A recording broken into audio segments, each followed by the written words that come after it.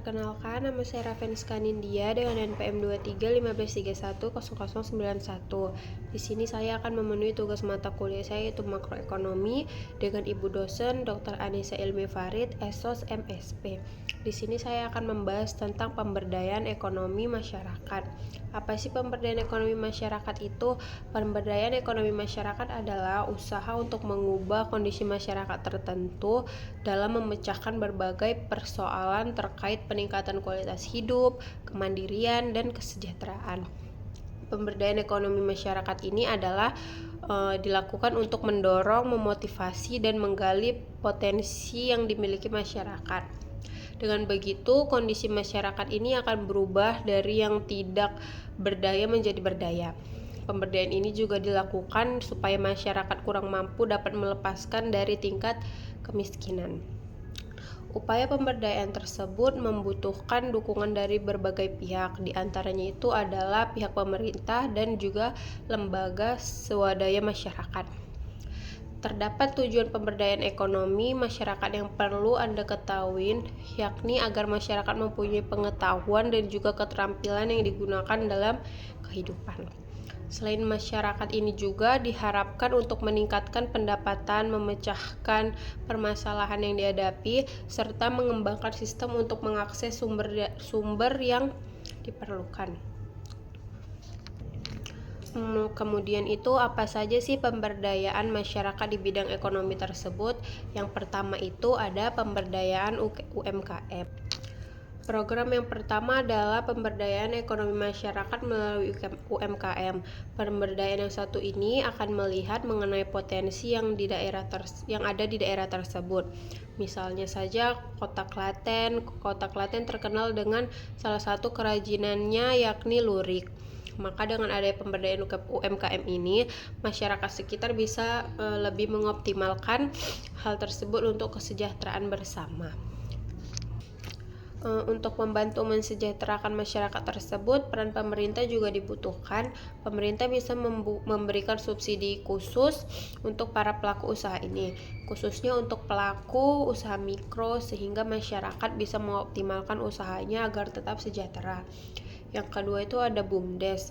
BUMDes ini merupakan sebuah badan usaha di mana seluruh atau sebagian besar modalnya dimiliki oleh desa yang penyertaan modal langsungnya berasal dari kekayaan desa.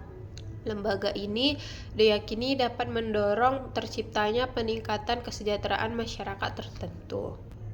Hal tersebut dilakukan dengan cara menciptakan produktivitas ekonomi bagi desa melalui berbagai macam potensi yang dimiliki oleh desa tersebut. Nantinya produk dari BUMDes akan dibagi menjadi 3 zona, yaitu zona merah, zona kuning, dan zona hijau. Untuk zona merah nantinya akan ditujukan bagi desa yang tidak memiliki perusahaan atau BUMDes. Kemudian untuk zona kuning ditujukan bagi desa yang sedang memproses maupun sedang mengembangkan BUMDes miliknya. Lalu di zona hijau ditujukan untuk desa yang telah memiliki BUMDes dan sudah beroperasi.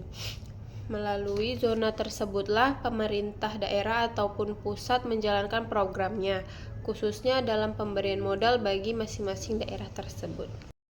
Kemudian itu, mengapa pentingnya sih pemberdayaan ekonomi masyarakat ini? Pemberdayaan ekonomi masyarakat ini penting karena bisa mengurangi kemiskinan dan ketimpangan ekonomi, kemudian bisa mendorong pertumbuhan ekonomi yang berkelanjutan, kemudian bisa mengembangkan potensi lokal dan mengurangi ketergantungan pada sektor ekonomi tertentu, kemudian bisa mendorong partisipasi masyarakat dalam pengambilan keputusan ekonomi, kemudian juga bisa membangun ketahanan ekonomi komunitas terhadap perubahan ekonomi global. Pemberdayaan ekonomi masyarakat ini itu adalah sebuah konsep yang merupakan kombinasi antara efisiensi ekonomi dan pelayanan sosial. Ini adalah pendekatan yang bertujuan untuk memberdayakan masyarakat secara ekonomi dengan memberikan akses yang lebih besar terhadap peluang ekonomi, sumber daya, dan aset finansial. Kemudian itu, apa sih manfaat utama dari pemberdayaan ekonomi masyarakat? Manfaat utama dari pemberdayaan ekonomi masyarakat ini adalah meningkatnya kesejahteraan masyarakat, peningkatan akses terhadap sumber daya ekonomi, pengurangan ketimpangan sosial dan ekonomi, serta penciptaan pembangunan yang berkelanjutan. Kemudian itu bagaimana sih cara meningkatkan akses terhadap pendidikan dan pelatihan di tingkat masyarakat? Akses terhadap pendidikan dan pelatihan dapat ditingkatkan melalui pengembangan infrastruktur pendidikan yang merata, program beasiswa atau bantuan keuangan, dan kerjasama antara pemerintah, lembaga pendidikan, dan sektor swasta dalam mendukung program-program pendidikan pelatihan.